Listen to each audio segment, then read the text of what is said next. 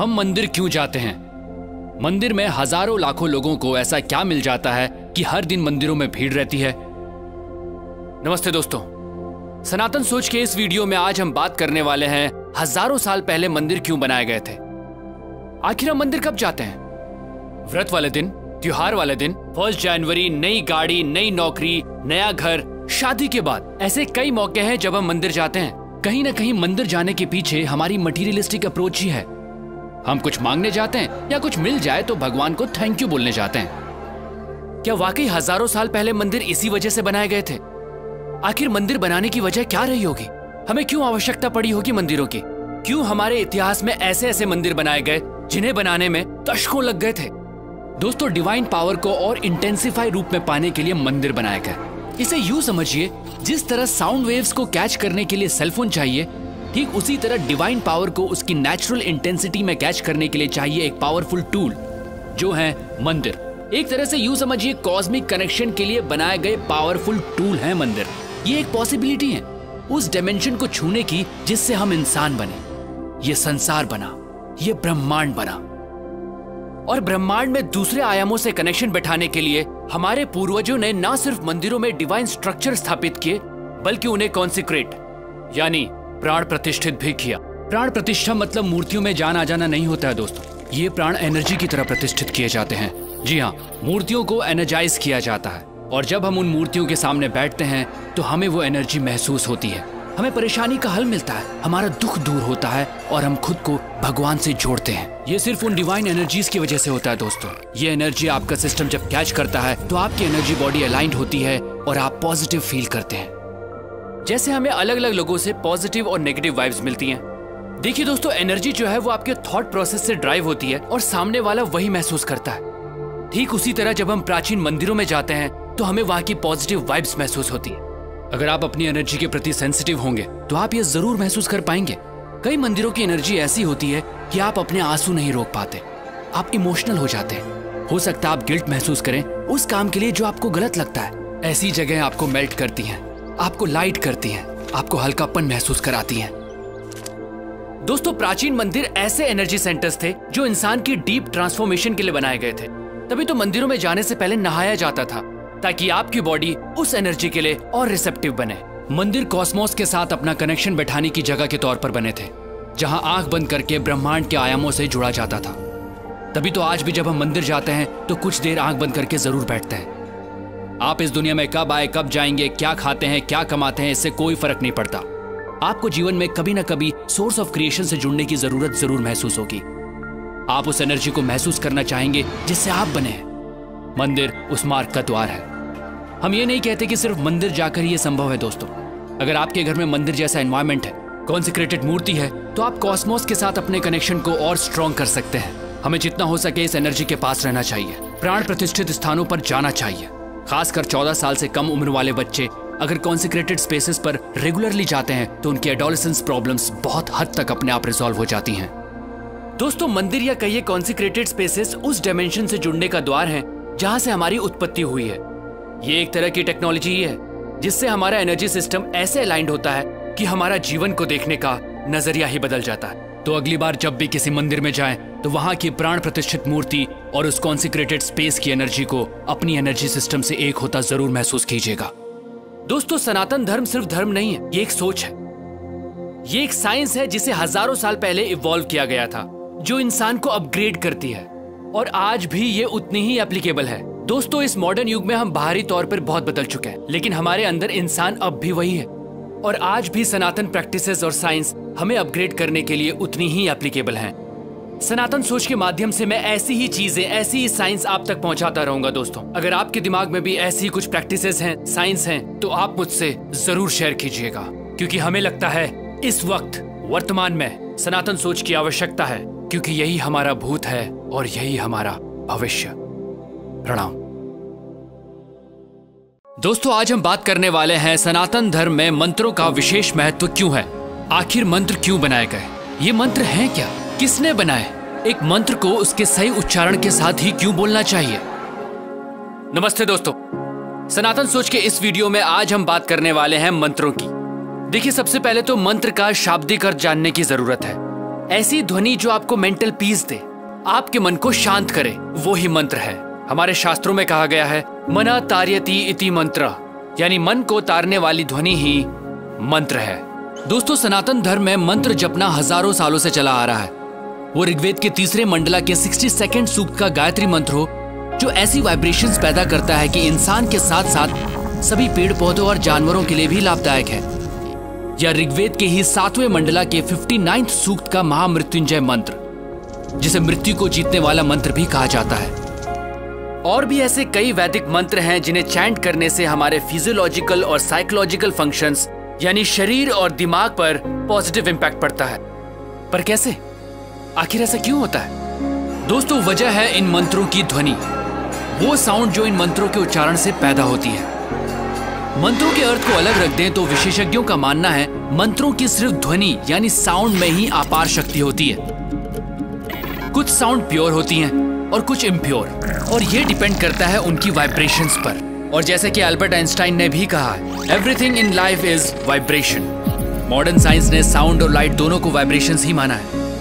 अब अगर आपको साउंड को लाइट में बदलना है तो फ्रीक्वेंसी को आपको 40 ऑक्टेव तक बढ़ाना होगा, और तब जो आपको वाइब्रेशन मिलेगी वो ट्रिलियंस ऑफ साइकिल्स पर सेकंड होगी, और वो एक लाइट के रूप में आपके सामने होगी। महान योगियों ने साउंड को लाइट में बदलने का काम अपने शरीर के भीतर हमेशा से किया है दोस्तों, और वो मंत्रों के माध्यम से ही हुआ। दोस्तों, इस वीडियो के माध्यम से हम आपको ये नहीं बताना चाह रहे कि कौन सा मंत्र आप पर क्या प्रभाव डालता है, बल्कि हम मंत्रों की अद्भुत शक्ति के बारे में आपको बताना चाहते हैं। और इसे सिर्फ रिलीजियस चश्मों से नहीं, साइंटिफिक अप्रोच से देखना पड़ेगा। मंत्रों के साउंड आपके लिए लाइफ के नए डायमेंशंस खोलते हैं। ये ऐसी साइंस है जिसमें आप साउंड की मदद से अपने आसपास और अपने अंदर एक खास एटमॉस्फेयर बनाते हैं, जिससे आपका माइंड एक्टिवेट होता है। लगातार मंत्रों की चैंटिंग से न सिर्फ फोकस बेटर होता है, बल्कि मेमोरी और अटेंशन भी बढ़ता है, क्योंकि मंत्र आपके ब्रेन सेल्स एक्टिवेट करने में हेल्पफुल साबित होते हैं। अगर मंत्रों को सही उच्चारण, सही फ्रीक्वेंसी के साथ बोला जाता है तो न सिर्फ ब्रेन को प्रॉपर ऑक्सीजन पहुंचती है, बल्कि ब्लड प्रेशर भी कंट्रोल में आ सकता है। और यह भी साबित हुआ है कि खास मंत्रों को चैंट करने से ब्रेन का लेफ्ट और राइट हेमिस्फेयर सिंक्रोनाइज होता है। आम की बात करें तो इसे ओरिजिनल साउंड ऑफ क्रिएशन भी कहा जाता है। ऐसा माना जाता है कि हजारों साल पहले जब ध्यान लगाने वाले तपस्वियों और ऋषियों ने गहरी ध्यान की प्रक्रिया के दौरान जो साउंड सुनी थी वो आम की ही थी। और फिर आम तो सनातन धर्म का प्रतीक ही बन गया, क्योंकि सनातन धर्म में इंसान हमेशा से तपस्या और ध्यान लगाकर स्वयं की उत्पत्ति और अंत की खोज में अपना जीवन जीता आया है। दोस्तों, आपने कई योगियों और तपस्वियों को सिर्फ हमिंग पे मेडिटेशन करते देखा होगा, वही हमिंग साउंड जो आम बोलते समय सबसे आखिर में निकलती है। दोस्तों, साइंटिफिक रिसर्च में यह भी साबित हुआ है कि सिर्फ हमिंग से, जी हाँ, सिर्फ हमिंग से आपकी बॉडी में नाइट्रिक ऑक्साइड का प्रोडक्शन बढ़ जाता है। नाइट्रिक ऑक्साइड एक खास कंपाउंड होता है जो नर्वस, इम्यून और कार्डियोवास्कुलर सिस्टम्स में होने वाली कई प्रोसेसेस में हेल्प करता है। ये बात सनातन धर्म में करीब 15,000 साल पहले से भी चली आ रही है। तो दोस्तों, ये कहना जरा भी अतिशयोक्ति नहीं होगी कि ऋषि मुनि उस काल के साइंटिस्ट ही थे जो लगातार ह्यूमन बॉडी को अपग्रेड करने के तरीके ढूंढ रहे थे, और मंत्र उन साइंटिस्ट्स के एक तरह के टूल थे। अगर बच्चों को मंत्रों की इंपॉर्टेंस समझाई जाए और बचपन से मंत्रों की चैंटिंग की आदत डाली जाए तो उनके ब्रेन का डेवलपमेंट एक अलग लेवल पर होगा। दोस्तों, यही तो सनातन धर्म है, ऐसे तौर तरीके जिन्होंने इंसान का जीवन जीने का तरीका बदला। सनातन सोच के माध्यम से हम आपको वही मशाल थमाना चाहते हैं जिसे हजारों साल पहले हमारे पूर्वजों ने प्रज्वलित किया था। क्योंकि दोस्तों, हमें लगता है वर्तमान में सनातन सोच की आवश्यकता है, क्योंकि यही हमारा भूत है और यही भविष्य। मैं हूं अमित ड्योंडी, प्रणाम। दोस्तों, आपको नहीं लगता राम मंदिर भविष्य को बदलने का एक द्वार है? हमने कुछ लोगों से पूछा और जाना कि राम मंदिर की जरूरत क्यों है। हम आज जो कुछ भी हैं सिर्फ अपने ही नहीं बल्कि अपने पूरे देश के अतीत की वजह से। इसलिए उस अतीत के अवगुणों को एक्सेप्ट करना और गुणों पर गर्व करना हमारा दायित्व है।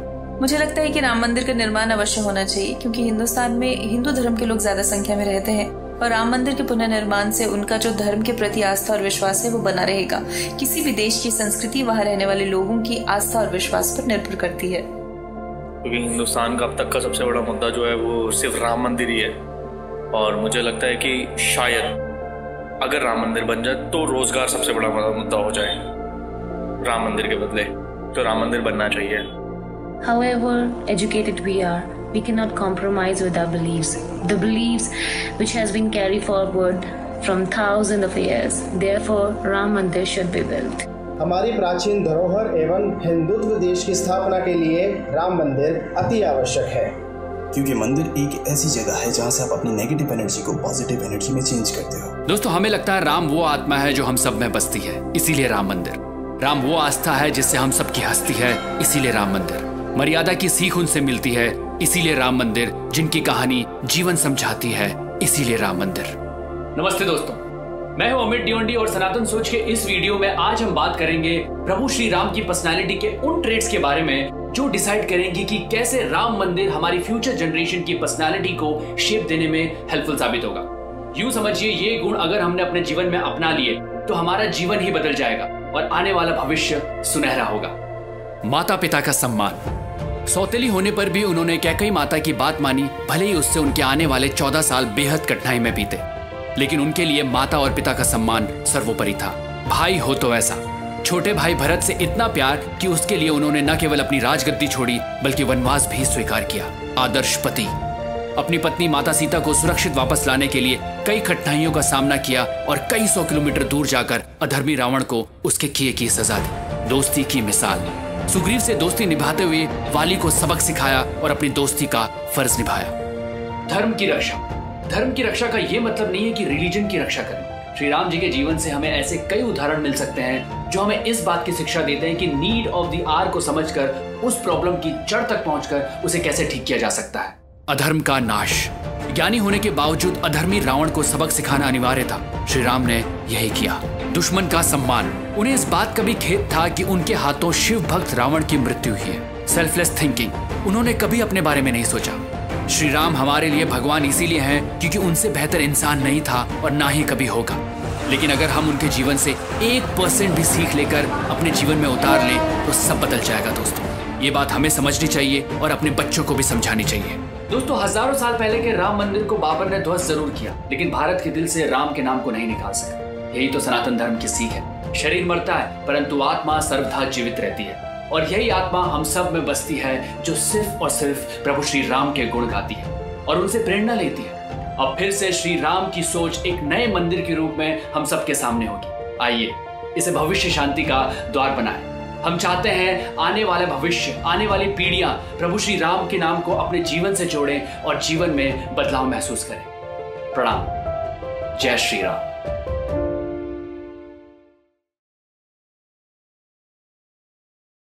दोस्तों, आपको पता है सबसे लिबरल धर्म कौन सा है? आपको अंदाजा है सबसे ज्यादा आजादी किस विचार में है? लिबरल विचार का सोर्स क्या है? जवाब है सनातन धर्म। जी हाँ, सनातन विचार ही सबसे लिबरल है, सबसे वास्ट है। इतना कि इसे दूसरे धर्मों से कंपेयर करना ही हमारी बेवकूफी होगी, क्योंकि सच तो ये है, सनातन को हम धर्मों की कैटेगरी में रख ही नहीं सकते।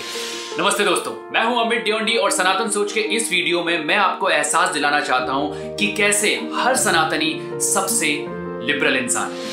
हम कहते हैं सर्वे भवन्तु सुखिनः, सर्वे सन्तु निरामया, सर्वे भद्राणि पश्यन्तु मा कश्चित् दुःख भाग्यवेत्। मतलब सभी खुश रहें, स्वस्थ रहें, आपस में मिलजुल कर रहें। यहाँ सनातन धर्म के इंक्लूसिव नेचर की बात हुई है। यहाँ रिलीजन बायसनेस को बहुत पीछे छोड़कर ह्यूमन लेवल पर सबके उद्धार की बात की गई है। साथ ही हम कहते हैं वसुधैव कुटुंबकम, जिसमें हम यूनिवर्सल ब्रदरहुड का मैसेज देते हैं। हम दुनिया को ये मैसेज पहुंचाना चाहते हैं कि ये सारा संसार, ये सारी दुनिया एक परिवार है। वेदों में यह भी कहा गया है, एकम सत्यम विप्रा बहुधा वदन्ति, मतलब सत्य एक ही है, विद्वान उसे अपनी अपनी तरह से एक्सप्रेस करते हैं। यानी अल्टीमेट पावर एक है जिसे हर कोई अपनी तरह से पूछ सकता है। सभी एक पावर होने की बात तो मान लेते हैं, पर उस तक पहुंचने के लिए अपने तरीके थोपते हैं। पर सनातन सोच ऐसी नहीं है। हम मानते हैं सत्य एक है, वो अल्टीमेट पावर एक है, पर उस तक पहुंचने के रास्ते अनेक हैं।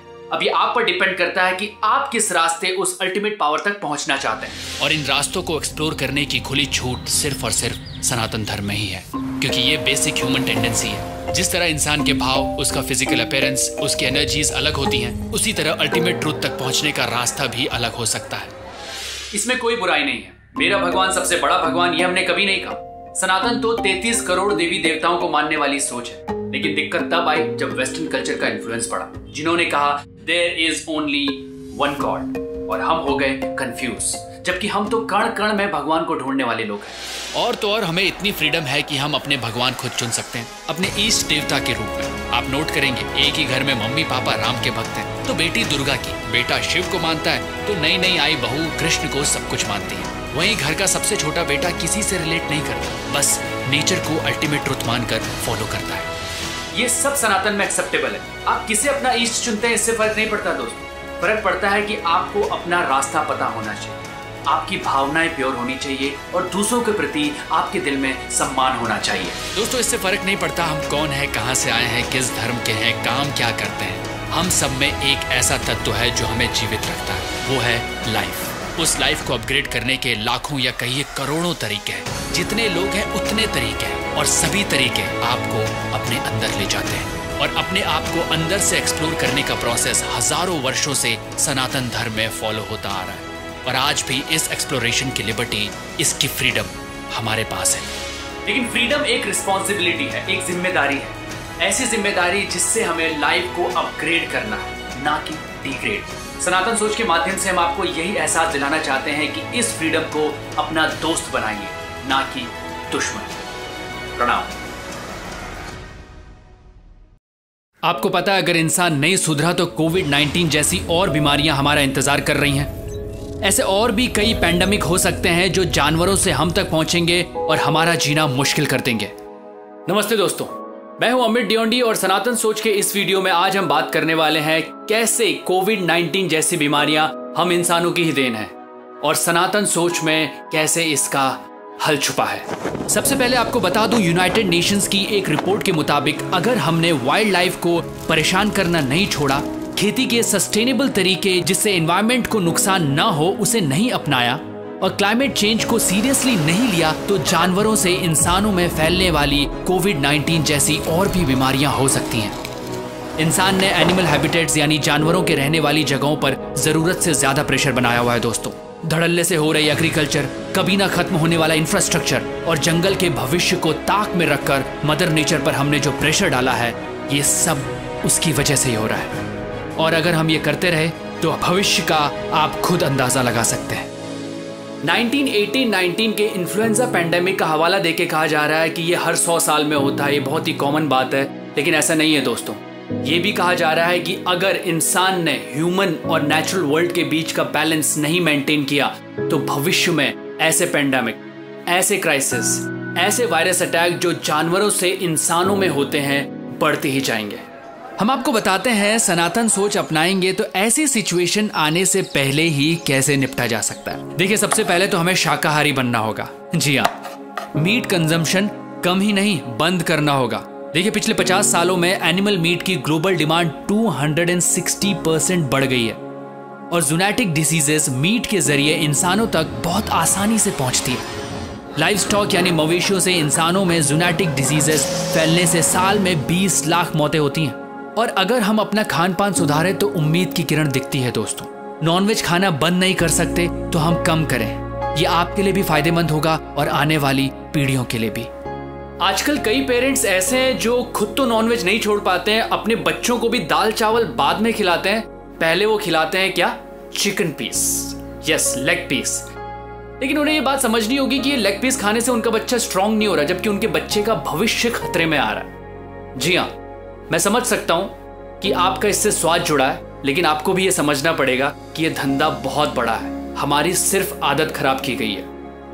देखिए, मैं कह रहा हूं, आप हो सकता बात ना माने, कोई फिरंगी कहता तो हम लोग बहुत जल्दी बात मान लेते हैं। और ये फिरंगी की टीम ने काफी रिसर्च करके बाकायदा ये डॉक्यूमेंट्री बनाई है, नेटफ्लिक्स पे है, आप जरूर देखिए, द गेम चेंजर्स। आपको अंदाजा लग जाएगा कि हम आपसे क्या बोलना चाह रहे हैं। दूसरी बात, पेड़ पौधे लगाएं। जी हाँ, ये न सिर्फ हमारा आज बेहतर बनाते हैं बल्कि भविष्य को भी संवारते हैं।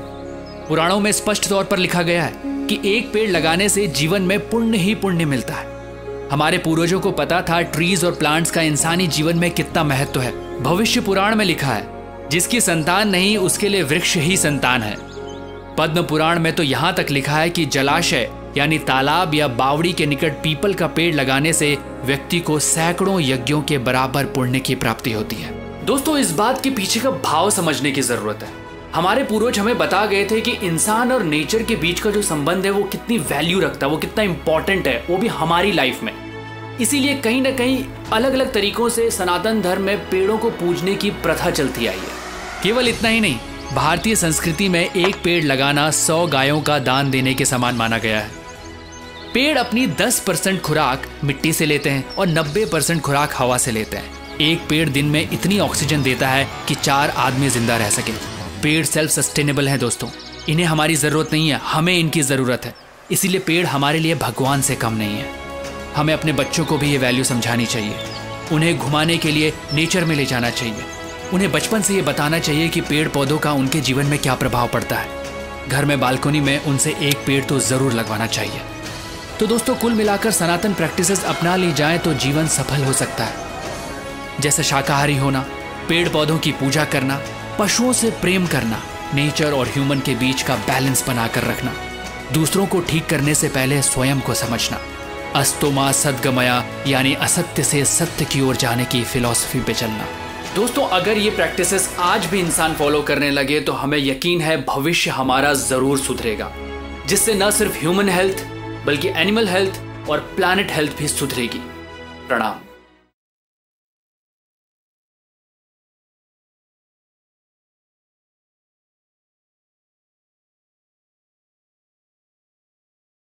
दोस्तों, आपको पता है हवन करने से एनवायरनमेंट पर पॉजिटिव इम्पैक्ट पड़ता है। हवन करने से आपके दिमाग से नेगेटिविटी भी निकलती है। आखिर हवन के पीछे की साइंस क्या है?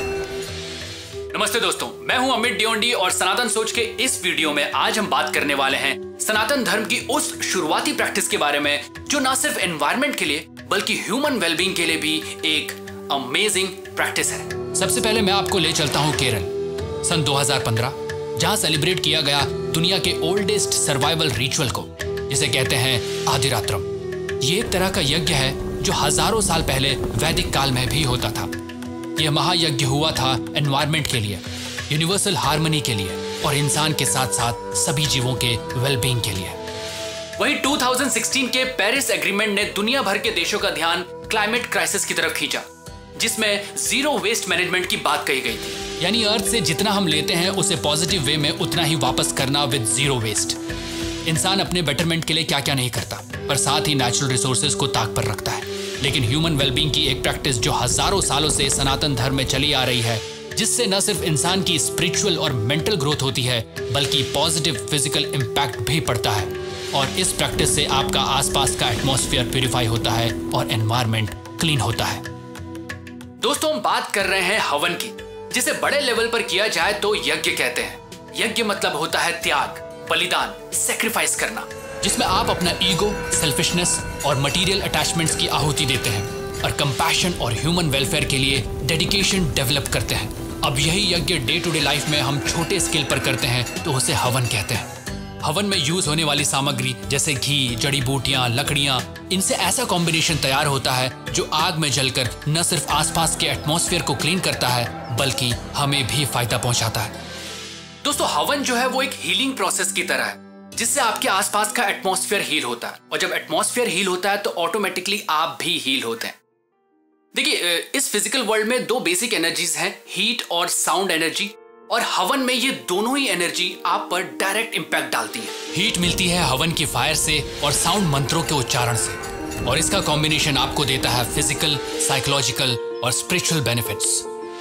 और आपके दिमाग से नेगेटिव एनर्जी निकलती है और आप पॉजिटिव फील करते हैं। ये मेडिकली भी प्रूवन है दोस्तों, एक रिसर्च में पाया गया कि जब एक बंद कमरे में 1 किलो आम की लकड़ी को जलाया गया तो उस रूम के बैक्टीरिया लेवल पर कोई असर नहीं पड़ा, और जब उसी लकड़ी को वैसी ही लकड़ियों को हवन सामग्री के साथ जलाया गया तो रूम का बैक्टीरियल लेवल 94% तक घट गया, और तो और अगले 24 घंटे तक ये लेवल मेंटेन भी रहा। आप चाहें तो हर दिन या हफ्ते में एक बार घर में हवन कर सकते हैं और फर्क महसूस कर सकते हैं। सिर्फ इतना ही नहीं, हवन से एयरबोर्न इन्फेक्शंस और वायरल इन्फेक्शंस भी कम होते हैं। हवन से उठने वाला धुआं भी फायदेमंद है, और इसकी राख को अगर आप खेतों में डालते हैं तो वो मिट्टी को उपजाऊ बनाती है। दोस्तों, हवन भले ही आपको एक रिलीजियस प्रैक्टिस लगे, लेकिन ये एक ओवरऑल ह्यूमन वेलबींग प्रैक्टिस है जिसे सनातनी हजारों साल से करते आ रहे हैं। हवन को कोई भी कर सकता है, किसी भी धर्म का इंसान कर सकता है। हवन आप अपने घर पर, ऑफिस में, खुले आंगन में या खेतों में भी कर सकते हैं। दोस्तों अपने अगले वीडियो में हम आपसे शेयर करेंगे कैसे हवन हम पर न सिर्फ फिजिकल बल्कि साइकोलॉजिकली भी पॉजिटिव इम्पैक्ट छोड़ता है। दोस्तों सनातन सोच में हमने ये प्रण लिया है कि आपको आपके रूट से हम फिर से जोड़ेंगे। ऐसी प्रैक्टिसेस जिन्हें कुछ बेवकूफों ने यूजलेस साबित करने की कोशिश की, हम फिर से उन सभी सनातन प्रैक्टिसेस की तरफ आपका ध्यान ले जाना चाहते हैं और कैसे ये हमारे वेलबींग के लिए हेल्पफुल है ये बताना चाहते हैं। क्योंकि दोस्तों ये आने वाली जनरेशन के सुनहरे भविष्य का सवाल है और हमें तो लगता है वर्तमान में सनातन सोच की आवश्यकता है, क्योंकि यही हमारा भूत है और यही भविष्य। प्रणाम। हवन का ह्यूमन बॉडी और माइंड पर क्या असर पड़ता है? हवन के धुएं की असली शक्ति है क्या? दोस्तों साइंस और टेक्नोलॉजी के युग में हम मॉडर्न जरूर हो गए, लेकिन अपने कंफर्ट लेवल को बढ़ाने के साथ साथ हमने स्ट्रेस और एंजाइटी भी बढ़ाया है। पर सनातन धर्म की हजारों साल पुरानी प्रैक्टिस हवन हमारे आज के लाइफस्टाइल के लिए वरदान साबित हो सकती है। नमस्ते दोस्तों, मैं हूं अमित ड्योंडी और सनातन सोच के इस वीडियो में आज हम बात करने वाले हैं कैसे हवन हम पर स्पिरिचुअली, फिजिकली और मेंटली पॉजिटिव असर छोड़ता है। अब देखिए, एक लैब के एक्सपेरिमेंट में हवन के आप पर स्पिरिचुअली कैसे इफेक्ट्स हुए हैं ये तो नहीं दिखा सकते, लेकिन फिजिकली और मेंटली कैसा असर हुआ है ये जरूर दिखाया जा सकता है और ये हुआ भी है। उससे पहले हम आपसे कई साल पुरानी एक ऐसी खबर शेयर करना चाहते हैं जो किसी चमत्कार से कम नहीं है। दिसंबर 1984 भोपाल यूनियन कार्बाइड की फैक्ट्री से निकली जहरीली गैस ने हजारों लोगों की जान ले ली थी, लेकिन फैक्ट्री से कुछ ही दूर रह रहे एक परिवार को ये जहरीली गैस छू भी नहीं पाई, क्योंकि उस घर में रोज अग्निहोत्र या कहिए हवन होता था और उस गैस रिसाव के दौरान भी उन्होंने अपने घर में हवन किया था। ये खबर कई न्यूज़पेपर में भी छपी थी, आप चाहे तो खुद रिसर्च कर सकते हैं। दोस्तों एक्सपेरिमेंटल स्टडीज में यह भी पाया गया है कि जिस घर में रेगुलरली हवन होता है उस घर के लोगों में बहुत कम बीमारियां पाई गई हैं, भले वो किसी भी तरह की बीमारियां हो। और इसका एक रीजन ये भी है, मेजर रीजन ये है हवन से बनने वाला प्योर न्यूट्रिशनल और मेडिसिनल एटमॉस्फेयर, जिससे ब्रेन सेल्स रिन्यू होते हैं, स्किन में चमक आती है, ब्लड प्यूरिफाई होता है और पैथोजेनिक ऑर्गेनिजम्स यानी रोग पैदा करने वाले जीवों की ग्रोथ नहीं होती। आखिर हवन में ऐसा क्या होता है जिससे हमारे शरीर को फायदा मिलता है? दोस्तों अक्सर ये बोला जाता है कि हवन करने से carbon monoxide, carbon dioxide generate होता है जो एनवायरनमेंट के लिए नुकसानदायक है, लेकिन ऐसा नहीं है दोस्तों।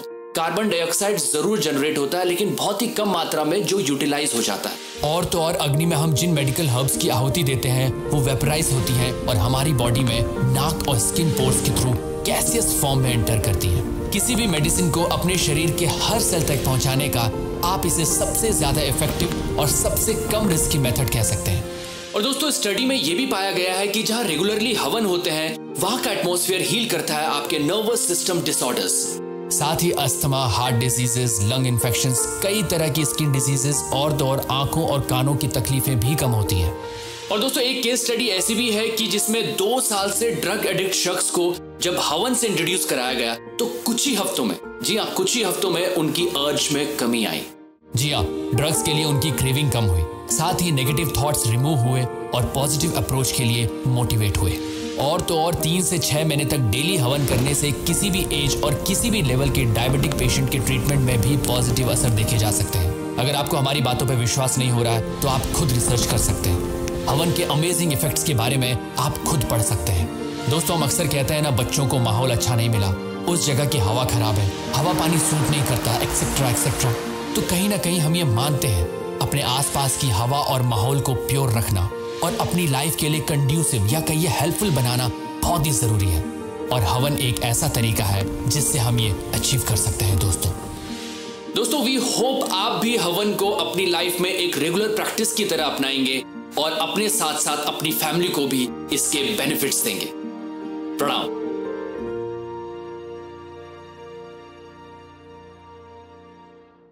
महाशिवरात्रि क्यों मनाई जाती है? अगर हम आपसे कहें कि इसका एक कॉस्मिक कनेक्शन है तो? नमस्ते दोस्तों, मैं हूं अमित ड्योंडी और सनातन सोच के इस वीडियो में आज हम बात करने वाले हैं महाशिवरात्रि की। दोस्तों सबसे पहले तो हमें यह समझना होगा कि हमारा शरीर इस पृथ्वी से बना है, क्योंकि हम जो खाते हैं वो हमें पृथ्वी से मिलता है, हम जो पीते हैं वो पृथ्वी से निकलता है। लेकिन इस बात का एहसास हमें तब तक नहीं होता जब तक हमारा वक्त पूरा नहीं होता, हम इस मिट्टी में नहीं मिल जाते। तो क्योंकि हम पृथ्वी से जुड़े हैं, पृथ्वी सोलर सिस्टम से और सोलर सिस्टम गैलेक्सी से, तो हम खुद को इस ब्रह्मांड से अलग नहीं देख सकते। ब्रह्मांड को खुद से अलग समझना हमारी सबसे बड़ी भूल है दोस्तों।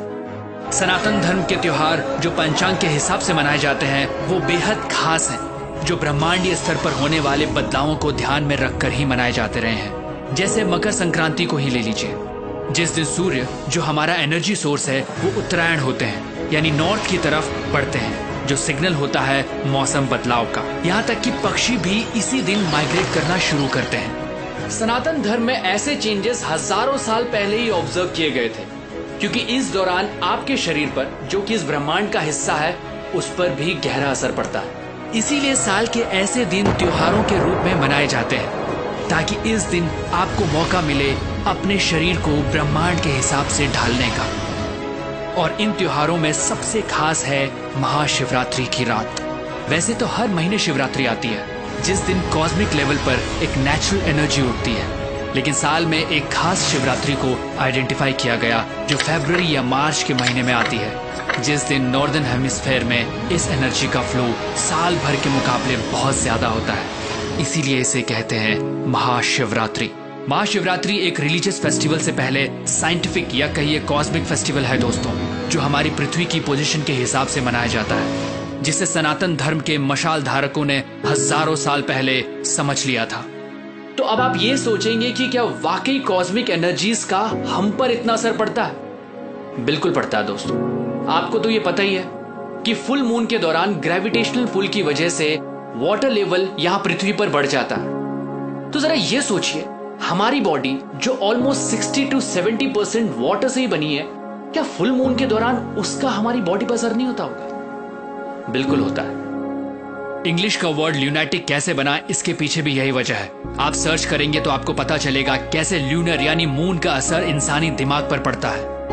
आप ये कह सकते हैं फुल मून की वजह से बॉडी में एनर्जी और इंटेंसिफाई हो जाती है। अगर आप क्रेजी हैं तो और क्रेजी हो सकते हैं। आपके प्यार भरे भाव हैं तो आप और रोमांटिक हो सकते हैं। आप मेडिटेटिव स्टेट में हैं तो फुल मून के इफेक्ट से आप और फोकस्ड हो सकते हैं। सिंपल शब्दों में समझें तो फुल मून की इस बढ़ी हुई एनर्जी की वजह से आपकी क्वालिटी एनहांस होती है। इसी तरह शिवरात्रि के दौरान एनर्जी नेचुरल तौर पर उठती है, वो भी हाई इंटेंसिटी के साथ। महाशिवरात्रि में लेटा नहीं जाता है, क्योंकि इससे आपकी एनर्जी ऑब्स्ट्रक्ट होगी। स्पाइन सीधी करके बैठने से आप उस रात उठने वाली एनर्जी को सपोर्ट करते हैं और अपनी बॉडी को रिसेप्टिव बनाते हैं। इसीलिए महाशिवरात्रि में मेडिटेशन किया जाता है दोस्तों। और दिन भर व्रत भी इसीलिए रखा जाता है ताकि खाली पेट आपकी बॉडी इस एनर्जी को बेहतर तरीके से रिसीव कर सके। दोस्तों, अगली बार महाशिवरात्रि के दिन मेडिटेट करके, व्रत लेके आप इस एनर्जी को जरूर महसूस कीजिएगा। महाशिवरात्रि की एनर्जी के साथ हमारी पृथ्वी हम इंसानों को एक और मौका देती है खुद को अपग्रेड करके बेहतर इंसान बनाने का। दोस्तों, अब जरूरत है हमें जागने की, समझने की, सनातन धर्म की उन प्रैक्टिसेस को अपनाने की जिसे हजारों साल से प्रूवन फैक्ट्स और रिजल्ट के साथ फॉलो किया जा रहा है। और सनातन सोच के माध्यम से हम आपके जीवन में ऐसी प्रैक्टिसेस जोड़ते रहेंगे ताकि आप अपने अंदर के इंसान को अपग्रेड करने के लिए एक कदम जरूर बढ़ाएं। प्रणाम।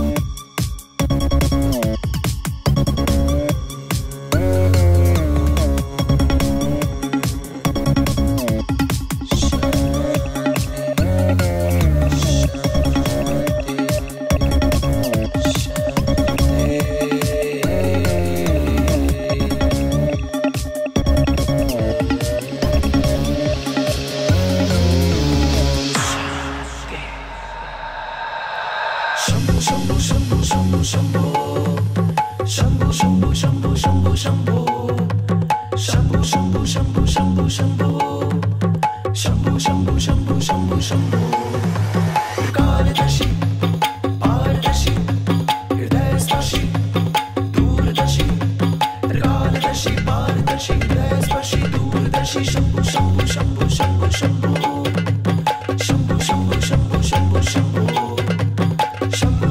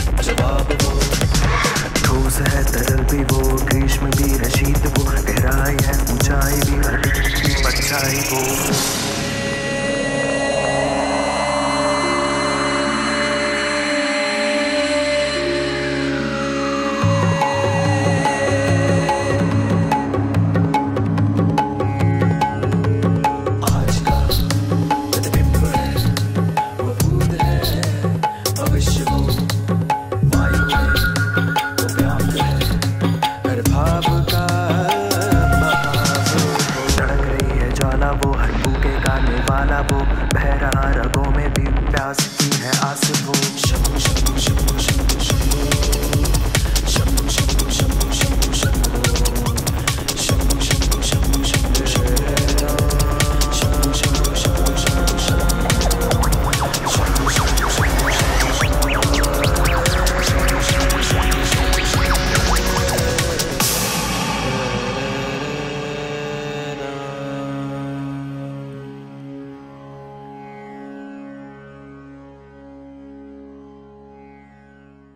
दोस्तों, आपको पता है धरती के 87% जीव मिट्टी पर निर्भर हैं। दुनिया की 1/3 मिट्टी की क्वालिटी खराब हो चुकी है। सोचिए क्या हो अगर एक सुबह आप सोकर उठें और देखें कि चारों तरफ सिर्फ रेत ही रेत है। न जानवर, न पक्षी, न जीव जंतु, सिर्फ तपती रेत। ऐसे दृश्य की कल्पना मात्र भी रोंगटे खड़े कर देती है। पर आप जानते हैं, अगर हम अभी भी नींद से नहीं जागे तो ये दिन दूर नहीं जब सब कुछ ऐसा ही होगा। नमस्ते दोस्तों, मैं हूं अमित डियोंडी और सनातन सोच के इस वीडियो में आज हम बात करने वाले हैं सॉइल यानी मिट्टी की बिगड़ती हालत के बारे में, और इसे ठीक करने के लिए हम अपना योगदान कैसे दे सकते हैं उस बारे में। दोस्तों, आजकल एनवायरमेंट इश्यूज के नाम पर कई सिविक इश्यूज के बारे में बात की जाती है। जैसे प्लास्टिक इतना फैल गया है, प्लास्टिक यूज बहुत हो रहा है, नदियां पॉल्यूटेड हो गई हैं, कचरा बढ़ गया है। लेकिन ये एक्चुअली एनवायरमेंटल इश्यूज नहीं है, ये सिविक इश्यूज हैं जो awareness, law enforcement, purification plant से सॉल्व हो सकते हैं। पर आज के दौर का रियल एनवायरमेंटल इशू है सॉइल यानी मिट्टी की बिगड़ती हालत। यूनाइटेड नेशन की एक रीसेंट रिपोर्ट के मुताबिक दुनिया का 1/3 फार्मेबल लैंड पिछले 4 डेकेड यानी 40 सालों में पूरी तरीके से बर्बाद हो चुका है। और अगर यही हालत रही तो आने वाले फ्यूचर में यानी 60 सालों में दुनिया का टॉप सॉइल पूरी तरीके से नष्ट हो जाएगा। दोस्तों, फ्यूचर में बढ़ती हुई पॉपुलेशन की बढ़ती हुई फूड डिमांड को हम पूरा नहीं कर पाएंगे। अगर मिट्टी नहीं रही तो सब कुछ नष्ट हो जाएगा। आखिर हमें एक हेल्दी सॉइल की जरूरत क्यों है? क्या हैं इसके फायदे? दोस्तों, हेल्दी सॉइल के अनगिनत बेनिफिट्स हैं। अंडरग्राउंड वाटर, जिसे सबसे प्योरेस्ट फॉर्म ऑफ वाटर मानते हैं, उसे भी हमारे लिए प्योर सॉइल ही बनाता है। सॉइल पर ही पेड़ पौधे उगते हैं जो हमें ऑक्सीजन देते हैं। हेल्दी सॉइल लैंड इरोजन को रोकता है। मिट्टी घर है अनगिनत लिविंग ऑर्गेनिजम्स का, और यही जीव हमारे लिए मिट्टी को उपजाऊ बनाते हैं। सॉइल में रहने वाले फंगस, बैक्टीरिया, वायरस, जिन्हें हम माइक्रोब्स भी कहते हैं, वो नेचुरली मिट्टी को इतना रिच और उपजाऊ बनाते हैं जो किसी भी प्रकार का केमिकल या पेस्टिसाइड नहीं बना सकता। उनमें वो न्यूट्रिएंट्स पैदा करते हैं जिनसे हमारे लिए अनाज, फल, सब्जियां उगती हैं। हम इंसान ही नहीं बल्कि सारे जीव जंतु पूरी तरीके से मिट्टी पर निर्भर हैं। आप कह सकते हैं सॉइल अपने आप में एक पूरा इकोसिस्टम है। देखिए, अगर रेत में ऑर्गेनिक कंटेंट डाल दें तो वो सॉइल बन जाती है, और अगर सॉइल से ऑर्गेनिक कंटेंट निकाल दें तो रेत बन जाती है। आपको पता है, रेन फॉरेस्ट में अप टू 70% ऑर्गेनिक कंटेंट होता है, और किसी भी एग्रीकल्चर लैंड में ऑर्गेनिक कंटेंट होना चाहिए 3 to 6% के बीच में। लेकिन भारत में 62% सॉइल में सिर्फ 0.5% से भी कम ऑर्गेनिक कंटेंट है। पर क्या आप जानते हैं, इन माइक्रोब्स की अनेक प्रजातियां नष्ट होने की कगार पर हैं। बढ़ती हुई इंडस्ट्रियलाइजेशन, खतरनाक केमिकल्स का उपयोग, पोल्यूशन, डिफॉरेस्टेशन और ओवर फार्मिंग इन्हें तेजी से नष्ट कर रहा है। यानी हम सभी का जीवन हाई रिस्क पर है, क्योंकि मिट्टी नहीं तो खाना नहीं, और खाना नहीं तो जीवन नहीं। आपको पता है, सॉइल एक नेचुरल प्रोसेस से बनता है जिसे और किसी भी तरीके से नहीं बनाया जा सकता। सॉइल नॉन रिन्यूएबल रिसोर्स है, और FAO Food and Agriculture Organisation of the United Nation के मुताबिक 2 से 3 सेंटीमीटर सॉइल को बनने में हजारों साल लग जाते हैं। जितना समय सॉइल को बनने में लगता है, उससे कई गुना जल्दी हम उसे नष्ट कर रहे हैं। दोस्तों, हमारा शरीर भी ना लिविंग सॉइल है। तो अगर हम सॉइल को नहीं सुधारेंगे तो हम एज ए ह्यूमन और इस पृथ्वी पर रहने वाले दूसरे जीवों का फ्यूचर भी नहीं सुधरेगा। तो अगर हम इकोलॉजी की बात करें, क्लाइमेट चेंज की बात करें, तो सबसे अहम बात यहाँ पर आती है, हम मिट्टी की क्वालिटी सुधारें, क्योंकि अगर वो सुधरेगी तो हमारा फ्यूचर सुधरेगा और उसके प्रति थोड़ा कॉन्शियस हो जाए। जितना हो सके अपने आसपास की मिट्टी को ऑर्गेनिकली उपजाऊ बनाएं। आपके आसपास जमीन का जितना भी टुकड़ा है उसे जिंदा रखें, उनमें पेड़ लगाएं, पौधे लगाएं। सिर्फ घास ही उगाएं, पर कुछ न कुछ जरूर उगाएं। हमें कोशिश करनी होगी कि सॉइल का ऑर्गेनिक कंटेंट 3 से 6% के बीच में आ जाए। आदिकाल से ही हमारी संस्कृति में उठते ही धरती को स्पर्श करके नमन करने की प्रथा है। आज भी घरों में धरती पर बैठकर भोजन किया जाता है, जिससे हमारे शरीर के तामसिक तत्व उसमें अब्सॉर्ब हो जाते हैं और हम तनाव मुक्त रहते हैं। साथ ही हमारी एकाग्रता बढ़ती है। कहीं मकान बनने से पहले भूमि पूजन होता है, फसल बोने से पहले मिट्टी की पूजा, कटाई के बाद उसे धन्यवाद करते हैं। हमारी संस्कृति में मिट्टी को माँ का दर्जा दिया गया है, जो हमें जीवन देती है। दोस्तों, हम सबको जागरूक होने की जरूरत है, और ये सिर्फ एक दो लोगों के होने से नहीं होगा। इसके लिए एक मुहिम की जरूरत है, एक रेवोल्यूशन की जरूरत है, और ऐसी ही मुहिम शुरू की है सदगुरु जी ने।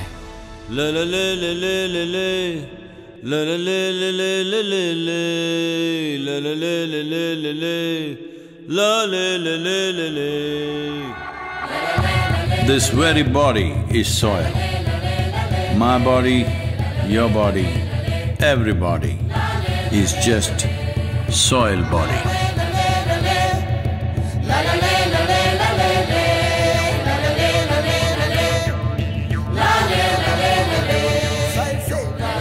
दोस्तों, सनातन सोच के जरिए हम आपसे रिक्वेस्ट करते हैं कि मिट्टी के प्रति थोड़ा सा जागरूक हो जाइए। मिट्टी से जुड़िए, मां समान मिट्टी को बचाइए। धन्यवाद। Let's create a ripple and change it into a revolution. अभी नहीं तो कभी नहीं। प्रणाम।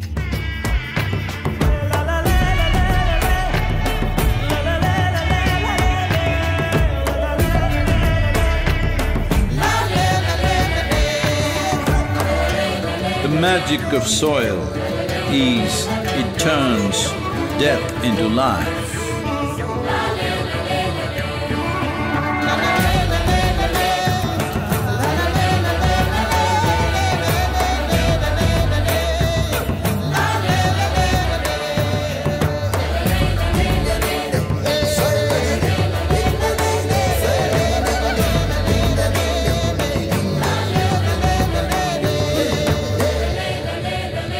Depleted soils will not quench the fire of hunger. Unquenched hunger can burn the very world. This is a generational responsibility. Save soil. Let's make it happen.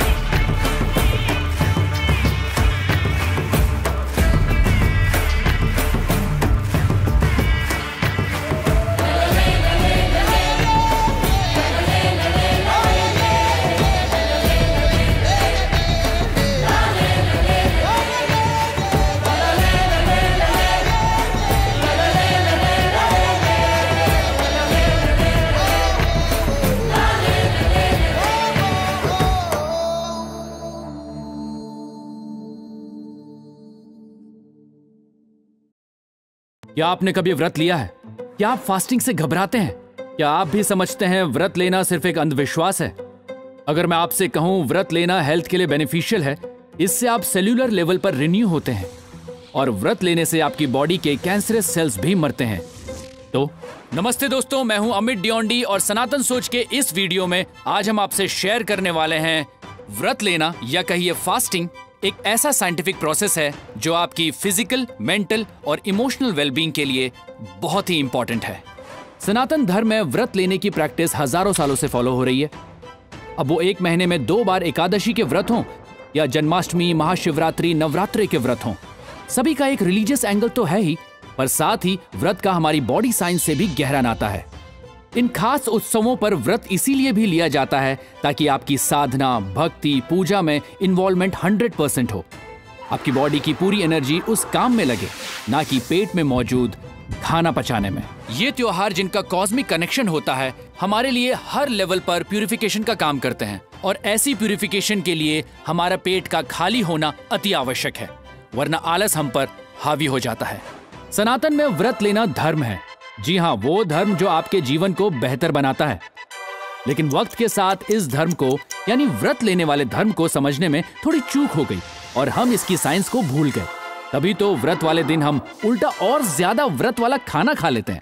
दोस्तों, एक बात समझनी होगी कि व्रत का मतलब ही होता है पेट को खाली रखना, ताकि हम फिजिकल लेवल पर और मेंटल लेवल पर बेटर महसूस कर सकें। और ये बात तो साइंस ने भी मान ली है, तभी तो आजकल food coaches, dietitians intermittent fasting की बात करते हैं। दरअसल इसकी हवा तब चली जब 2016 में जापानीज सेल बायोलॉजिस्ट योशिनोरी ओशुमी को मेडिसिन में नोबेल प्राइज मिला। उनकी रिसर्च में यह साबित हुआ कि कैसे फास्टिंग एक्टिवेट करती है ऑटोफेजी को, यानी वो प्रोसेस जिसमें सेल्स रिसाइकल और रिन्यू होते हैं। जी हाँ, शरीर के डेड या डैमेज्ड सेल्स से नए सेल्स बन जाते हैं। तो आप कह सकते हैं आप अपना नया शरीर बनाते हैं। इन्फेक्शन से लड़ने की क्षमता बढ़ती है और बॉडी से टॉक्सिन्स निकलते हैं। और तो और कैंसर, टाइप 2 डायबिटीज और अल्जाइमर्स जैसी बीमारियों पर भी इस प्रोसेस का पॉजिटिव असर होता है। दोस्तों, यही चीज हमारे पूर्वजों ने हजारों साल पहले समझ ली थी। व्रत लेने के शरीर पर डायरेक्ट फायदे उन्होंने अपनी सिर्फ ऑब्जर्वेशन से, अवेयरनेस से पता लगा लिए थे। तभी इस प्रैक्टिस को वो आम इंसान की लाइफ में लेकर आए, ताकि हम फिजिकली, मेंटली और इमोशनली बेटर ह्यूमन बन सकें। दोस्तों, जब भी हम योग, ध्यान, साधना करते हैं तो वो एम्प्टी स्टमक कंडीशन में करते हैं, यानी खाली पेट रहकर करते हैं। इससे हमारे एनर्जी लेवल्स बढ़ जाते हैं। और अक्सर ये भी देखा गया है, जो लोग रेगुलरली ध्यान, मेडिटेशन, साधना करते हैं, उन्हें भूख अपने आप कम लगती है, क्योंकि वो ज्यादा से ज्यादा वक्त एम्प्टी स्टमक रहते हैं और इससे उनकी बॉडी पर बहुत पॉजिटिव इम्पैक्ट भी पड़ता है। एम्प्टी स्टमक यानी खाली पेट रहना और हंगर यानी भूखे रहना, इन दोनों में अंतर है। हंगर में एनर्जी लेवल्स नीचे जाने लगते हैं, लेकिन एम्प्टी स्टमक कंडीशन में आपकी बॉडी और ब्रेन फुल पोटेंशियल में काम करते हैं।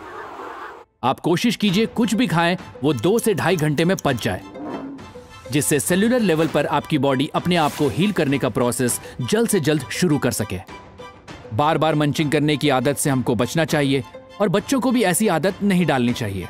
2 मील के बीच में 8 घंटे का अंतर रखेंगे तो कुछ ही महीनों में आप अपनी बॉडी में फर्क महसूस कर सकते हैं। हर दिन थोड़ी देर के लिए ही सही योग कीजिए, इससे आपके शरीर को फास्टिंग करने की ताकत मिलेगी। हर 15 दिन में एक बार फास्ट कीजिए और देखिए आपके एनर्जी लेवल्स में कितना फर्क पड़ेगा। और व्रत लेने का रीजन समझिए, बॉडी को सेल्यूलर लेवल पर प्यूरिफिकेशन करने का मौका दीजिए। दोस्तों, व्रत के नाम पर कुट्टू के आटे की पूड़ियां, साबूदाने की खिचड़ी, फ्रूट चाट खाना बंद कीजिए, खुद को अपग्रेड कीजिए। और यही तो सनातन धर्म की सीख है, हर दिन हर पल खुद को अपग्रेड करते रहना। और दोस्तों, इसीलिए हमें लगता है वर्तमान में सनातन सोच की आवश्यकता है, क्योंकि यही हमारा भूत है और यही भविष्य। प्रणाम। दोस्तों, सनातन सोच चैनल के माध्यम से हम आप तक बस यही पहुंचाना चाहते हैं कि जो सनातन संस्कृति की प्रैक्टिसेस हैं, उनके पीछे क्या साइंस है, वो क्यों फॉलो की जा रही हैं हजारों सालों से। अगर आपको भी लगता है आपकी नज़र में भी कुछ ऐसी प्रैक्टिसेस हैं, ऐसी हमारी संस्कृति की कुछ ऐसी बात है जो कहीं ना कहीं किसी गलत तरीके से लोगों के सामने पहुँच चुकी है और लोग उस गलत धारणा को लेकर बैठे हैं, तो प्लीज़ कमेंट सेक्शन में बताइए और हमसे शेयर कीजिए। हम उस पर प्रॉपर रिसर्च करके एक वीडियो बनाएंगे ताकि सबको पता चले। क्योंकि देखिए दोस्तों, जैसा मैं बोलता हूँ कि वर्तमान में सनातन सोच की आवश्यकता है, क्योंकि यही हमारा भूत रहा है और यही हमारा भविष्य है। और हमें एक और बात लगती है कि देखिए, धर्म कोई भी हो, लेकिन अगर हमारी सोच सनातन रहेगी तो सब कुछ अच्छा रहेगा, भविष्य भी। प्रणाम।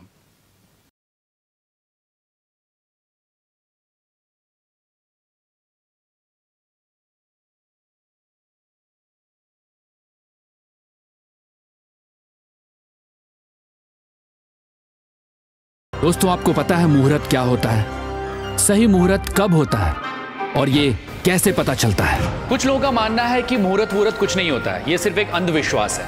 अगर आप भी ऐसा सोचते हैं तो बिल्कुल सोच सकते हैं, लेकिन इस वीडियो के माध्यम से हम आपकी सोच को सोचने पर मजबूर करने की कोशिश करेंगे। नमस्कार दोस्तों, मैं हूं अमित डियोंडी और सनातन सोच के इस वीडियो में आज हम बात करने वाले हैं कि मुहूर्त क्या होता है और इसके पीछे की साइंस क्या है।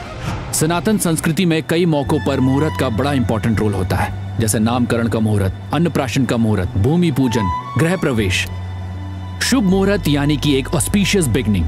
अब कोई बिगनिंग ऑस्पिशियस है या इनऑस्पिशियस, ये कैसे पता चलता है? नए काम की शुरुआत का वो पर्टिकुलर मोमेंट जो पॉजिटिव सिचुएशंस, एक्सपेक्टेड रिजल्ट्स और ओवरऑल सक्सेस की पॉसिबिलिटी को रिप्रेजेंट करता है, उसे शुभ मुहूर्त कहते हैं, या कहिए ऑस्पिशियस बिगनिंग कहा जाता है। आज पूरी दुनिया में लोग लेटेस्ट वेदर ऐप से वेदर फोरकास्ट देखते हैं और फिर अपना ट्रैवल प्लान करते हैं। अब इस फोरकास्ट को लोग हवा हवाई नहीं मानते, इसे साइंटिफिक माना जाता है और मानना भी चाहिए, क्योंकि ये साइंटिफिक डेटा बेस्ड फोरकास्ट होता है। हमारे ऋषि मुनि अपनी वास्ट नॉलेज और विजडम से इस तरह के फोरकास्ट हजारों साल से करते आए हैं। और सिर्फ ट्रैवल के लिए ही मुहूर्त नहीं, सनातन संस्कृति के महान ऋषियों ने कई हजार साल पहले ही ये प्रूव कर दिया है कि दुनिया में जितने भी तरह के काम हैं, हर काम की शुरुआत के लिए शुभ मुहूर्त आवश्यक है। सनातन संस्कृति में तो एक नॉर्मल डे की शुरुआत भी शुभ मुहूर्त से करने की सलाह दी गई है, जिसे हम सब ब्रह्म मुहूर्त कहते हैं। प्राचीन काल में गुरु अपने शिष्यों को वेदों एवं शास्त्रों का अध्ययन ब्रह्म मुहूर्त से ही शुरू करवाते थे। ये सनातन परंपरा आज भी जारी है। गुरु से ली हुई दीक्षा की प्रैक्टिस अगर आप ब्रह्म मुहूर्त पर करते हैं तो वो आपके लिए सबसे ज्यादा बेनिफिशियल होती है। ब्रह्म मुहूर्त में जागने के बेनिफिट्स सारी दुनिया जानती है और मानती भी है। साइंटिफिकली प्रूवन फैक्ट्स मौजूद हैं कि ब्रह्म मुहूर्त से दिन की शुरुआत करने वालों का इम्यून सिस्टम ऑटोमेटिकली स्ट्रांग होता है। देखिए, लाइफ में आप कुछ भी इंपॉर्टेंट करें उसके लिए ऑस्पिशियस बिगिनिंग यानी एक शुभ मुहूर्त में शुरुआत बहुत जरूरी है, ताकि उस समय ग्रह और नक्षत्र का तालमेल बिल्कुल सही बैठे और एक पॉजिटिव एनर्जी के साथ आप उस नए काम की शुरुआत करें। चलिए यात्रा का शुभ मुहूर्त कैसे देखा जाता है इसके एग्जाम्पल से समझते हैं कि मुहूर्त कैसे एक साइंस है और कुछ नहीं। मुहूर्त देखते समय बेसिकली पांचांग यानी तिथि, वार, नक्षत्र, योग और करण, इन 5 फैक्टर्स को कंसिडर किया जाता है। इन्हें देखने का काम वही कर सकता है जिसे प्लैनेट्स और स्टार्स की प्रॉपर्टीज और उनकी लेटेस्ट पोजीशन की नॉलेज हो, यानी एक वेल एक्सपीरियंस्ड एस्ट्रोलॉजर। इसका एक प्योरली साइंटिफिक मेथड है because astrology is a natural science. शुभ मुहूर्त को देखते समय सबसे पहले एज रूल जिसके लिए मुहूर्त देखना है उसके बर्थ चार्ट में मून साइन और नक्षत्र को देखा जाता है। मून हमारे प्लैनेट के वाटर को कंट्रोल करता है, इसीलिए हाई टाइड्स और लो टाइड्स होते हैं पृथ्वी पर। इसी तरह चंद्र राशि या कहिए मून शाइन किसी भी इंडिविजुअल के स्टेट ऑफ माइंड और इमोशंस को कंट्रोल करता है। नक्षत्र के साथ मून साइंस के कॉम्बिनेशंस अलग अलग इमोशनल और मेंटल हेल्थ को डिपिक्ट करते हैं। शुभ मुहूर्त डिसाइड करने वाला सबसे पहले मून साइन और नक्षत्र के कॉम्बिनेशन से उस पर्सन के मेंटल और इमोशनल स्टेट और स्ट्रेंथ को जानता है। फिर डेट और टाइम ऑफ ट्रैवल को चेक करने के लिए तिथि देखी जाती है और साथ ही ये भी देखा जाता है कि टाइम ट्रैवल पर कौन सा नक्षत्र पोजीशनड है। ये कॉम्बिनेशन बाहरी मौसम के बारे में तो बताता ही है, साथ ही उस पर्सन के लिए डे और टाइम सुटेबल है या नहीं ये भी बताता है। एक ही एटमॉस्फेयर और एक्सटर्नल कंडीशन हर एक इंसान पर अलग अलग तरह से इफेक्ट करते हैं। नेक्स्ट टाइम जब आप कोई इंपॉर्टेंट ट्रैवल प्लान करें, अपने किसी इंपॉर्टेंट काम की शुरुआत कर रहे हो, कोई बड़े फैसले ले रहे हो, तो किसी अच्छे मुहूर्त एक्सपर्ट से कंसल्ट जरूर करें। Just give it a try और आप खुद ही परख लें, क्योंकि सनातन संस्कृति में रत्ती भर अंधविश्वास भी एक्सेप्टेबल नहीं है। फॉल्स नैरेटिव से हमेशा बचिए और सनातन संस्कृति के एथॉस को डिस्टॉर्ट मत होने दीजिए। लोग अक्सर कहते हैं इग्नोरेंस इज ब्लिस, लेकिन सनातन में इग्नोरेंस की कोई जगह नहीं है। अपनी जड़ों से जुड़कर नॉलेज और विजडम को ब्रश अप करते रहना और हर दिन एज ए ह्यूमन अपने आप को अपग्रेड करते रहना, यही सनातन सोच है दोस्तों। और इसीलिए हमें लगता है कि वर्तमान में सनातन सोच की आवश्यकता है, क्योंकि यही हमारा भूत है और यही भविष्य। प्रणाम। RRR के लीड एक्टर रामचरण जी मुंबई एयरपोर्ट में नंगे पैर और काले कपड़ों में क्यों दिखे थे? कहते हैं वो साधना कर रहे थे। क्या होता है साधना से? होती क्या ये साधना? नमस्ते दोस्तों, मैं हूं अमित डियोंडी और सनातन सोच के इस वीडियो में आज हम बात करने वाले हैं कि रामचरण जी ने ये साधना क्यों की, उन्हें क्या मिला यह साधना करके, और सनातन संस्कृति में साधनाएं क्यों की जाती हैं। रामचरण जी को साधना करके क्या मिला और उन्होंने ये साधना क्यों की, इससे पहले मैं आपको आपके बचपन में ले चलता हूँ। आपने गौर किया है, अक्सर बच्चे और कुछ बड़े भी जब ब्रेड बटर या जैम खाते हैं तो ब्रेड का भारी हिस्सा पहले खा लेते हैं और बीच का हिस्सा जहां ज्यादा बटर होता है या जैम होता है वो बाद के लिए बचा कर रखते हैं, क्योंकि वो सबसे ज्यादा टेस्टी लगता है। मतलब we save good for the last. Awards में बेस्ट एक्टर या बेस्ट एक्ट्रेस का अवार्ड भी सबसे लास्ट में दिया जाता है। सुपरस्टार का शो भी लास्ट स्लॉट में होता है और सब वेट भी करते हैं, क्योंकि सबको पता है वेट करने के बाद कुछ बड़ा होगा, धमाका होगा, रुकना वर्थ लगता है। सरल शब्दों में कहें तो खुद पर कंट्रोल रखना ही साधना है। अगर आपकी कोई पसंदीदा चीज है और आप कुछ वक्त के लिए उससे दूर रहते हैं तो उसे ही साधना कहा जाता है। मैंने तो ये भी पढ़ा था कि रामचरण जी ने कुछ वक्त तक नॉनवेज खाना छोड़ दिया था, खुद पर कंट्रोल रखा था और अपने मन को अपने वश में रखा था। दोस्तों, अपने मन को कंट्रोल करना ही साधना है। भगवद गीता के चैप्टर 6 के श्लोक 6 में भी ये बात कही गई है कि जिसने मन को जीत लिया है, मन उसका बेस्ट फ्रेंड है, किंतु जो ऐसा नहीं कर पाया उसके लिए मन उसका सबसे बड़ा शत्रु है। अपने कंपल्सिव बिहेवियर या कहिए मन को पहना रोक कर अपनी कॉन्शियस अवेयरनेस यानी चेतना जगा के रखना ही साधना है। साधना हमारे स्पिरिचुअल सक्सेस का एक इंपॉर्टेंट हिस्सा होती है। ये हमारी पर्सनल ट्रेनिंग, हमारी प्राइवेट स्पिरिचुअल प्रैक्टिसेस हैं जो हमें डिसिप्लिन्ड बनाती हैं। कोई शिव की साधना करता है तो कोई शक्ति की, कोई विष्णु की करते हैं तो कोई बजरंग बली की। आराधना आप किसी भी देव की या देवता की करें, पर साधना एक ऐसा प्रोसेस है जिसमें बेनिफिट सिर्फ और सिर्फ आपको ही होता है। दोस्तों, सनातन संस्कृति में हजारों सालों से ऋषि मुनि तपस्वी कई कई वर्षों तक साधना करते थे और अपने आप को उन्होंने इस लेवल पर लाकर खड़ा किया कि आज की जनरेशन भी उन्हें अपना आइडल मानती है, उन्हें पूछती भी है। अगर आपको ऐसा लगे कि साधना करना सिर्फ ऋषियों मुनियों तपस्वियों का काम है तो ये बिल्कुल गलत है। साधना हर कोई कर सकता है, इनफैक्ट करनी भी चाहिए।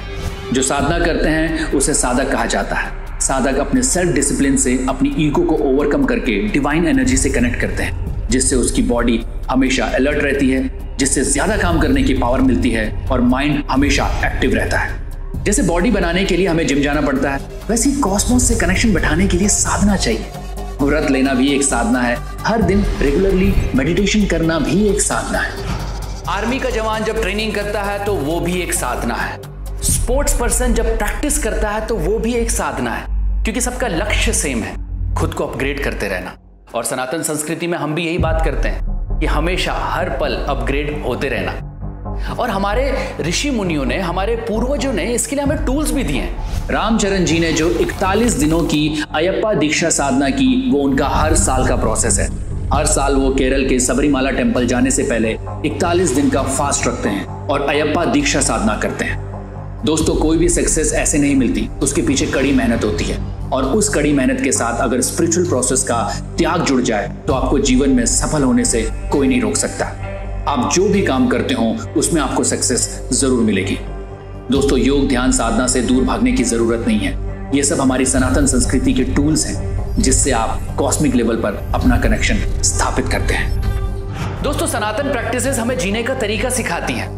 इन्हें अपनाकर आप लाइफ में कुछ भी करें उसमें सक्सेस हासिल कर सकते हैं। और सनातन सोच में हमारा भी यही मानना है कि ये सब प्रैक्टिसेस हमें अपने जीवन में उतारनी पड़ेंगी, क्योंकि हमें सक्सेस होने का पूरा अधिकार है। और सनातन सोच में हमारा मानना है कि वर्तमान में सनातन सोच की आवश्यकता है, क्योंकि यही हमारा भूत है और यही भविष्य। अब देखिए, धर्म कोई भी हो, सोच तो सनातन होनी चाहिए। प्रणाम।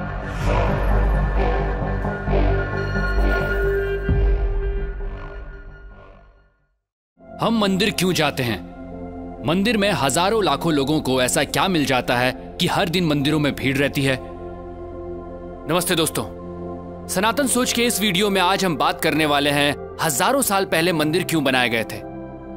आखिर हम मंदिर कब जाते हैं? व्रत वाले दिन, त्योहार वाले दिन, 1 जनवरी, नई गाड़ी, नई नौकरी, नया घर, शादी के बाद। ऐसे कई मौके हैं जब हम मंदिर जाते हैं। कहीं ना कहीं मंदिर जाने के पीछे हमारी मटीरियलिस्टिक अप्रोच ही है। हम कुछ मांगने जाते हैं या कुछ मिल जाए तो भगवान को थैंक यू बोलने जाते हैं। क्या वाकई हजारों साल पहले मंदिर इसी वजह से बनाए गए थे? आखिर मंदिर बनाने की वजह क्या रही होगी? हमें क्यों आवश्यकता पड़ी होगी मंदिरों की? क्यों हमारे इतिहास में ऐसे ऐसे मंदिर बनाए गए जिन्हें बनाने में दशकों लग गए थे? दोस्तों, डिवाइन पावर को और इंटेंसिफाई रूप में पाने के लिए मंदिर बनाए गए। इसे यूं समझिए, जिस तरह साउंड वेव्स को कैच करने के लिए सेलफोन चाहिए, ठीक उसी तरह डिवाइन पावर को उसकी नेचुरल इंटेंसिटी में कैच करने के लिए चाहिए एक पावरफुल टूल, जो है मंदिर। एक तरह से यूं समझिए, कॉस्मिक कनेक्शन के लिए बनाए गए पावरफुल टूल है मंदिर। ये एक पॉसिबिलिटी है उस डायमेंशन को छूने की जिससे हम इंसान बने, ये संसार बना, ये ब्रह्मांड बना। और ब्रह्मांड में दूसरे आयामों से कनेक्शन बैठाने के लिए हमारे पूर्वजों ने न सिर्फ मंदिरों में डिवाइन स्ट्रक्चर स्थापित किए, बल्कि उन्हें कॉन्सिक्रेट यानी प्राण प्रतिष्ठित भी किया। प्राण प्रतिष्ठा मतलब मूर्तियों में जान आ जाना नहीं होता है दोस्तों, ये प्राण एनर्जी की तरह प्रतिष्ठित किए जाते हैं। जी हाँ, मूर्तियों को एनर्जाइज किया जाता है और जब हम उन मूर्तियों के सामने बैठते हैं तो हमें वो एनर्जी महसूस होती है। हमें परेशानी का हल मिलता है, हमारा दुख दूर होता है और हम खुद को भगवान से जोड़ते हैं। ये सिर्फ उन डिवाइन एनर्जीज की वजह से होता है दोस्तों। ये एनर्जी आपका सिस्टम जब कैच करता है तो आपकी एनर्जी बॉडी अलाइंड होती है और आप पॉजिटिव फील करते हैं। जैसे हमें अलग अलग लोगों से पॉजिटिव और नेगेटिव वाइब्स मिलती हैं। देखिए दोस्तों, एनर्जी जो है वो आपके थॉट प्रोसेस से ड्राइव होती है और सामने वाला वही महसूस करता है। ठीक उसी तरह जब हम प्राचीन मंदिरों में जाते हैं तो हमें वहां की पॉजिटिव वाइब्स महसूस होती है। अगर आप अपनी एनर्जी के प्रति सेंसिटिव होंगे तो आप ये जरूर महसूस कर पाएंगे। कई मंदिरों की एनर्जी ऐसी होती है कि आप अपने आंसू नहीं रोक पाते, आप इमोशनल हो जाते हैं। हो सकता है आप गिल्ट महसूस करें उस काम के लिए जो आपको गलत लगता है। ऐसी जगह आपको मेल्ट करती हैं, आपको लाइट करती हैं, आपको हल्कापन महसूस कराती हैं। दोस्तों, प्राचीन मंदिर ऐसे एनर्जी सेंटर्स थे जो इंसान की डीप ट्रांसफॉर्मेशन के लिए बनाए गए थे। तभी तो मंदिरों में जाने से पहले नहाया जाता था, ताकि आपकी बॉडी उस एनर्जी के लिए और रिसेप्टिव बने। मंदिर कॉस्मोस के साथ अपना कनेक्शन बैठाने की जगह के तौर पर बने थे, जहां आंख बंद करके ब्रह्मांड के आयामों से जुड़ा जाता था। तभी तो आज भी जब हम मंदिर जाते हैं तो कुछ देर आंख बंद करके जरूर बैठते हैं। आप इस दुनिया में कब आए, कब जाएंगे, क्या खाते हैं, क्या कमाते हैं, इससे कोई फर्क नहीं पड़ता। आपको जीवन में कभी ना कभी सोर्स ऑफ क्रिएशन से जुड़ने की जरूरत जरूर महसूस होगी। आप उस एनर्जी को महसूस करना चाहेंगे जिससे आप बने हैं। मंदिर उस मार्ग का द्वार है। हम ये नहीं कहते कि सिर्फ मंदिर जाकर ही ये संभव है दोस्तों। अगर आपके घर में मंदिर जैसा एनवायरनमेंट है, कॉन्सेक्रेटेड मूर्ति है, तो आप कॉस्मोस के साथ अपने कनेक्शन को और स्ट्रॉन्ग कर सकते हैं। हमें जितना हो सके इस एनर्जी के पास रहना चाहिए, प्राण प्रतिष्ठित स्थानों पर जाना चाहिए। खासकर 14 साल से कम उम्र वाले बच्चे अगर कॉन्सेक्रेटेड स्पेसेस पर रेगुलरली जाते हैं तो उनकी एडोलेसेंस प्रॉब्लम्स बहुत हद तक अपने आप रिजॉल्व हो जाती हैं। दोस्तों, मंदिर या कहिए कॉन्सेक्रेटेड स्पेसेस उस डायमेंशन से जुड़ने का द्वार है जहां से हमारी उत्पत्ति हुई है। ये एक तरह की टेक्नोलॉजी ही है जिससे हमारा एनर्जी सिस्टम ऐसे अलाइंड होता है कि हमारा जीवन को देखने का नजरिया ही बदल जाता है। तो अगली बार जब भी किसी मंदिर में जाएं तो वहां की प्राण प्रतिष्ठित मूर्ति और उस कॉन्सेक्रेटेड स्पेस की एनर्जी को अपनी एनर्जी सिस्टम से एक होता जरूर महसूस कीजिएगा।